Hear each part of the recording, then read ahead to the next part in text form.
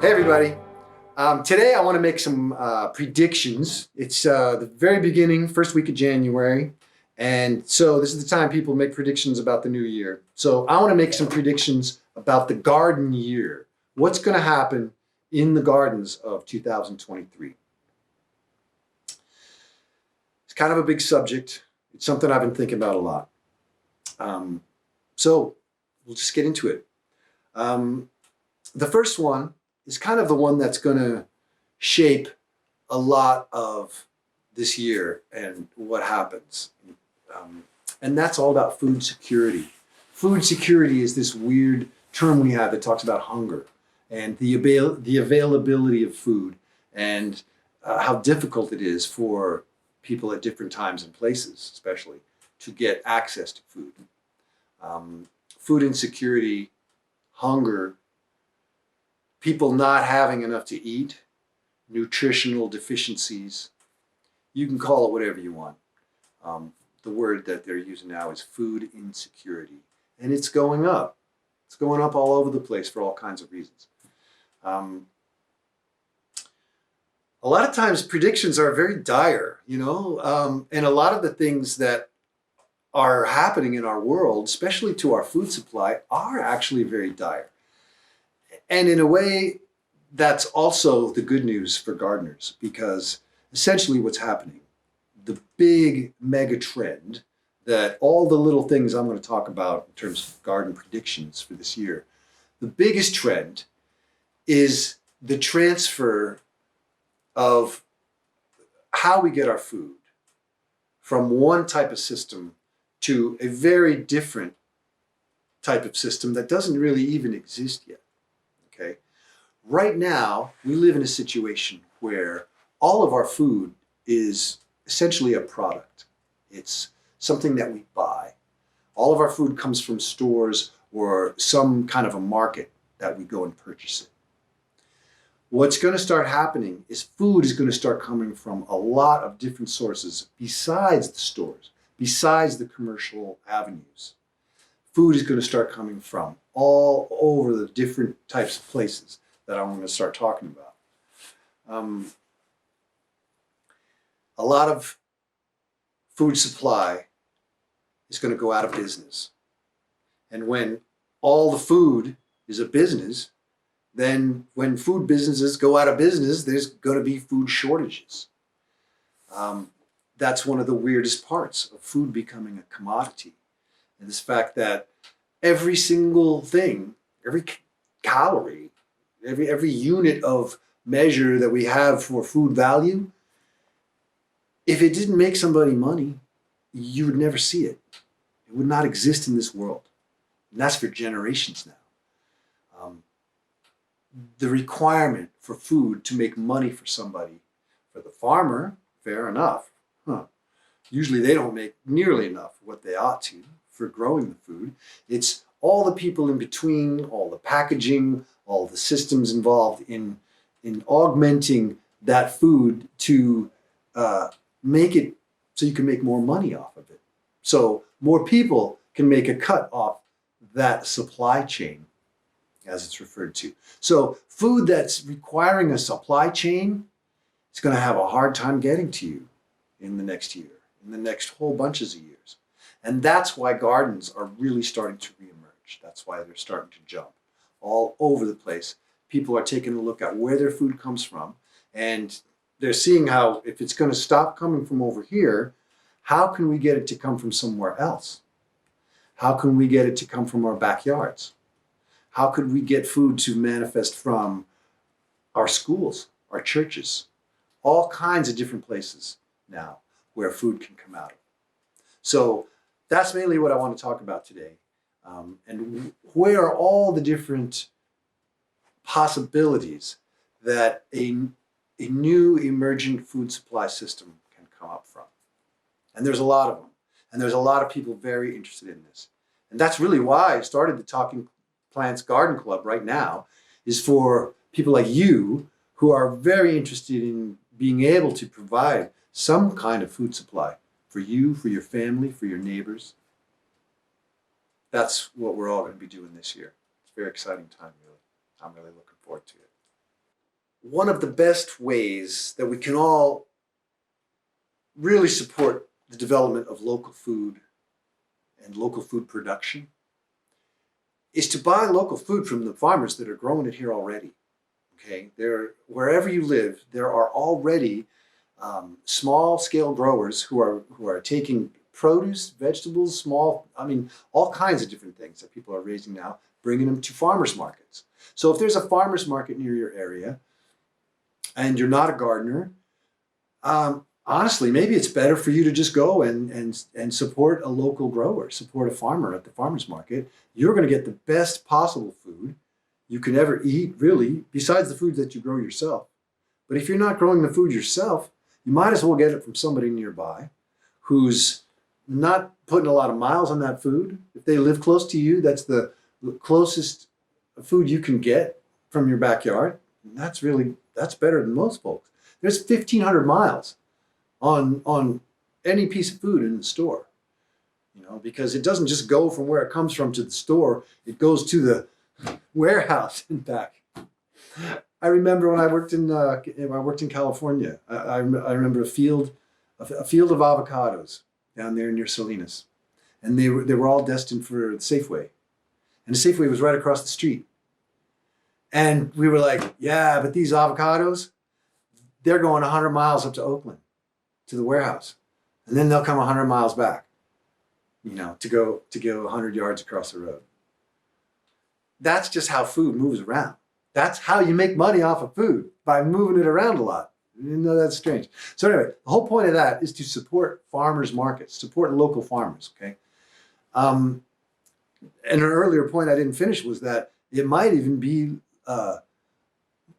less expensive for you, like as a consumer, okay? If you're not a food producer yet, and if you want to be, and you want to grow your own food, then join the club, by all means. The gardeners are the people I'm talking to, all right? For some reason you don't happen to be a gardener, but say you live in a place where the water bill is going to be prohibitively expensive for you to run a garden, well, then you're better off, instead of spending your water bill, go spend it on a local farmer and help them out, keep them in business. Because we want to keep as many people in business growing food now as possible. And I'll come back to that later when I talk about fertilizers. But keeping local growers in business is a high priority in 2023, because we saw with all the shutdowns of all kinds of businesses, it's just a very tough time to run a small business. It's always been a hard thing to run a small farm, but now it may actually be turning around for small farmers. With food prices going up in the grocery stores, small local farmers might actually be making what they deserve and what their return is on their efforts to build their soil, to keep their farm running well. So, but I want to talk about a new development in the garden marketing world. Okay, so there's farmers who are in business growing food. They're farmers. That's what they do. They make their money that way. Okay, now farmers, if they're going to go to farmers markets, they need to prioritize the farmers markets. There's got to be enough business there. They've got to be able to make enough money to load up their truck, drive all their stuff to the market, sell to all the fun people that they know there, and go home with an empty truck. That's the best farmer's life, okay? Now, that doesn't always happen. So farmers who need to make money are not inclined to go and offer their wares at any small markets. They want to go to the biggest markets they can find. They'll go to the biggest city they can drive to find the most amount of people. That's just how it is.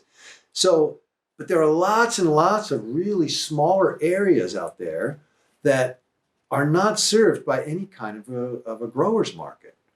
And there used to be so much food coming out of the rural landscape that there used to be growers markets at a very small scale that were, the vendors were all market gardeners was the term. They were called market gardeners. They weren't farmers. They didn't have to have such a a massive investment in time and energy to run a food production farm. They might just be somebody who's a crazy gardener like me, who grows too much stuff and doesn't have a family or too many people around anymore to give the food to. So, and wasting food drives us crazy. So what are we going to do? Well, if you have too big of a garden, you want to get rid of your stuff. You want to give it to people, take it to a food pantry. Well, why not sell it? So what's starting to emerge, and this is a really good thing, this is something I participated in last year, was a super small regional market. I live in this really small town. I mean, we barely have a church and a Minimart, okay? Lost our post office, okay? So it's super small town. But we have a Grange, thank God, we have a Grange organization, and they started hosting an artisans and farmers market. So, but it was too small, it was too podunk for any of the good growers to come all the way out to my little town. So a bunch of us who just happened to have too much produce, too many carrots, too many beets, whatever, thought, well, heck, I can grow some extra stuff for this market. So once a week, I would just pick a few extra things and take it down there. And I did not make like a lot of money. I made some gas money, made a lot of friends, made a lot of good trades for sourdough and scones and other good stuff that were at the market. But the point of it was for me, honestly, was to just make friends in my community, you know. And I happened to have a whole bunch of extra vegetables to do it. So there were a lot of non-money benefits from me having that little scenario the last year of just being a crazy gardener with too much stuff, taking it to the local community, you know, and making $100, a couple $100, very little money actually. But the benefits that I got from doing that far exceeded the need to make money off of my extra vegetables. Okay. Now what's going to happen is more and more people are going to do that as a little side hustle. They're good gardeners. They're great plant people. Or maybe they brew really good beer. Fermentation is the best side hustle you can choose, honestly, these days. So all of us who are starting to find our way through our interests, through what people want, through all the different ways that we can find, starting to become producers, become creators, become makers of nutrition, makers of good beer, makers of all kinds of good things. My friend up the road here grew amazing, huge amounts of tomatoes, but she also grows all these medicinal herbs, and she makes all these medicinal herb products. And so she's starting to put those out on the counter. So all of these different, I call them side hustles, they're starting to manifest all over the place. And they're also going to start to manifest in little groupings of markets, little cluster markets of market gardeners and market crafters, which are really just you and me, you know, it's just backyard people. And we're the ones that are going to create this network that'll be filled in later. We're kind of like the first filaments of mycelium, of the mushroom, running out through, and then soon it'll grow thick. And then soon the fruiting bodies, it'll grow over time. But that to me is one of the most exciting things that's happening this year, is that more and more people are going to be able to see themselves as producers. They're going to see themselves less and less as consumers. As somebody who like, well, I got my wallet and I got my paycheck and I got my favorite store and I got my favorite brand, you know. No, food is not your own little personal treadmill. No, food's a lot more fun with each other. You know, food's a lot more fun when we can feed one another and build a life on that. And that's what's coming up. Okay, so now I want to talk about community gardens. The gardens that are made in a community by a community. Now, most often that's just some area of land. Often it's a municipal piece of land, like say it used to be a park. And now we want to take this park and turn it into a community garden.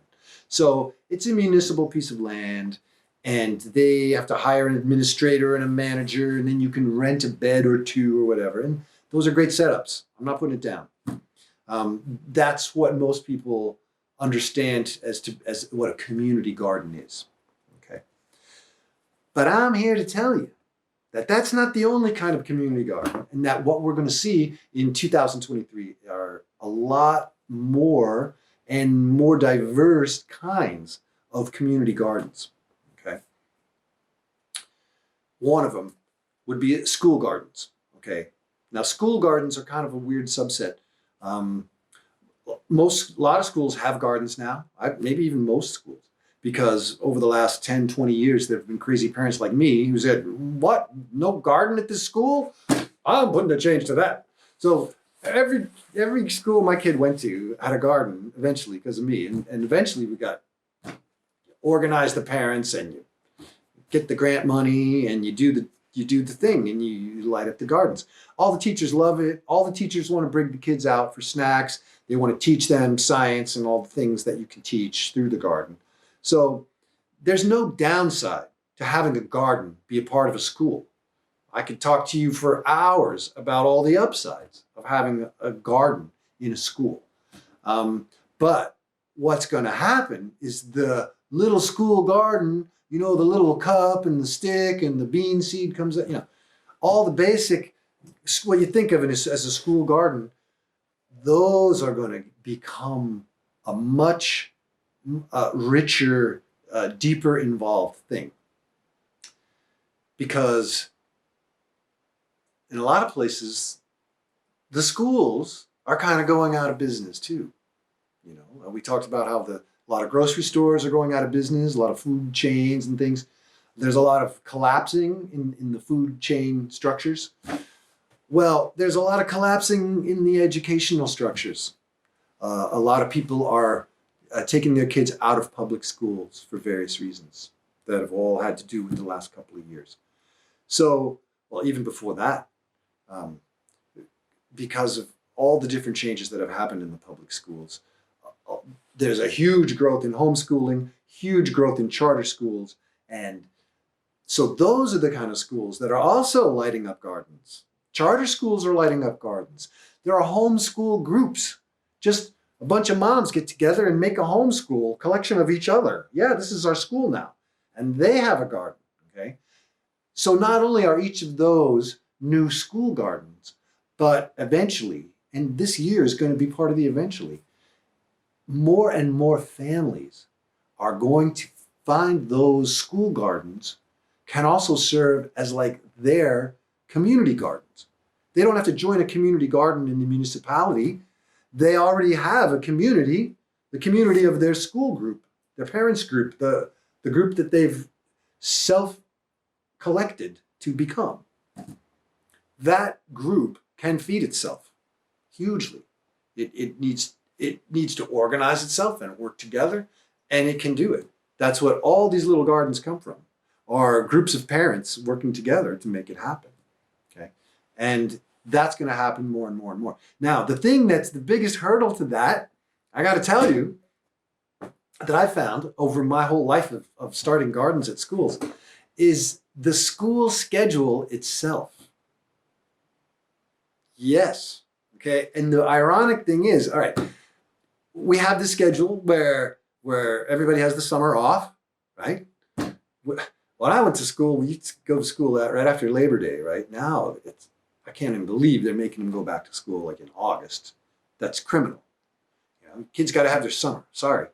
But anyway, say September all the way through to June, okay? And then summer vacation. Well, in the school year, it was never summer vacation, right? It was go home and work on the farm summertime, all right? The whole point of designing that school schedule that we've inherited is for the farm kids to go home and help out on the farm, because kids were an integral part, and I think ought to be actually, part of the group love force that created food at the farm. And that's what children were part of that whole experience. And so now in schools, that schedule, is preventing gardens and garden knowledge from getting back into the children and all the people, because we don't see it as a time. Nobody farms like that anymore. It's summer vacation. It's a time off of school. We're out of here. School's out for the summer. Yeah, that's the song I left to. So, okay, that means that summertime is fun time. Summertime's anything but work time. Summertime's anything but growing food, and and it's not 100% drudgery, but it is work. And the value of work and the joy of work is not available when all you're doing is trying to catch a wave or have some fun somewhere. Fun gets really boring, and work actually gets really fun. And that's what's weird. And that's as weird. Fun becoming boring work and work becoming fun.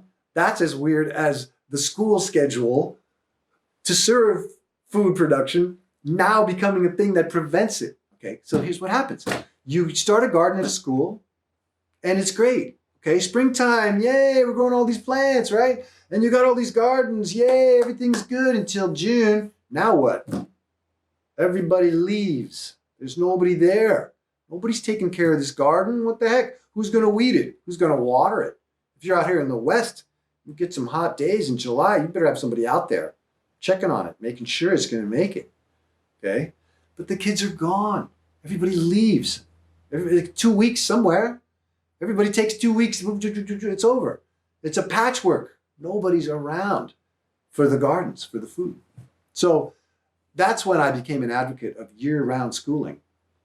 And I love all the summer stuff. I mean, I practically live on the river besides my garden in the summertime. So I get it. But at the same time, if schools and school schedules allowed for the growing season to be part of the school curriculum, then it would be so much better, because the teachings of garden, how to grow things, would be passed on to students year-round as a matter of course. That thing I talked about, the 3 different growing seasons, you know how you plant a season, you plant all your fall garden in July, and then in the fall you can plant your garlic and your grains. You could do all that stuff with kids. They could have year-round bread baking, year-round salads, year-round everything. Work their greenhouses. You would have every kid would be a master horticulturist just by having gardens in the schools and changing the school schedule. Because all our parents are going to join the club and learn how to do it. So anyway, schools, all the different kinds of schools now, public schools, whatever ones remain, the emergent homeschools and the emergent charter schools are all going to become food hubs for the families that live within them. And that's a really good thing. Okay, so we talked about community gardens, all the different kinds, and school gardens. That we're going to see a lot more different kinds of these gardens. I want to talk now about an emergent kind of garden that is starting to pop up everywhere, and I think we're going to see a whole lot more of. And that would be gardens at churches. Right now, churches, all different congregations of churches, all across this country, and I'm sure all the others, they're going through a lot of changes right now. A lot of churches have lost congregants. A lot of churches have lost people. For whatever reason, they've decided to go do other things. It's the same situation as the Grange organizations around the country. It turns into a social club for old folks, and they're barely lucky if they can hang on to their building, a beautiful old Grange building that used to be the heart and center of the local agricultural community. Well, we're going to have agricultural communities again, and they're going to need Granges. They're going to need Grange buildings. But right now, it's a whole lot of super old people dying off, and those Granges are getting lost. So, and the same thing's happening with the churches. There's a lot of churches out there with barely a couple of people hanging on. They're kind of run down. They're not really taken care of. The shrubs are overgrown. The lawn's kind of dried out in the summertime. You know those kind of churches. They're in a lot of neighborhoods that are also kind of run down. But those churches are kind of a gold mine. And I'm not talking about the spiritual content of those churches. I don't want to talk anything at all about anything religious or spiritual. Um, I'm basically talking about churches as as a structure, as a building in a neighborhood. Okay, that's what I'm talking about. Not about any particular philosophy or point of view, religious point of view. But here's the thing: all these churches are there. They're just sitting there falling apart. And there's all these people all around who are not part of that church because maybe they don't believe in what that church believes in. But that church has got a big old front lawn. That church has got a few water spigots. You know, that church might even have a kitchen there. So what could happen is a bunch of neighbors could get together and make an offer. Say, hey, we would like to build a garden here. We'd like to pay your water bill. And maybe put up a little deer fence here so that we can grow ourselves a garden, have a little neighborhood garden. What do you think? And some of those churches might say, yeah. Some of those churches would be really stupid if they said, well, yeah, but you got to believe what we believe. Like, come on. No. We're growing food, okay? We're growing food to feed people. Now, if your church can't find some scripture to justify that, well, maybe that's why your church is gone. Sorry. Well, I went there. I wasn't going to go to content to churches, and I did anyway. Oh well. No, but here's the thing. A lot of churches have people in them already. And a lot of those churches are starting to garden. They're saying, this big lawn here, we don't need this big lawn. Why do we need this big lawn here? It's got an irrigation system already. It's got sprinklers. Why don't we just tear up this lawn and make a garden? Now, the churches that are really doing that a lot are the churches who already have some sort of food pantry. They have a community food pantry. So they're already involved in feeding the poor people in their community. They're already somehow interested, invested in battling food insecurity in their neighborhoods.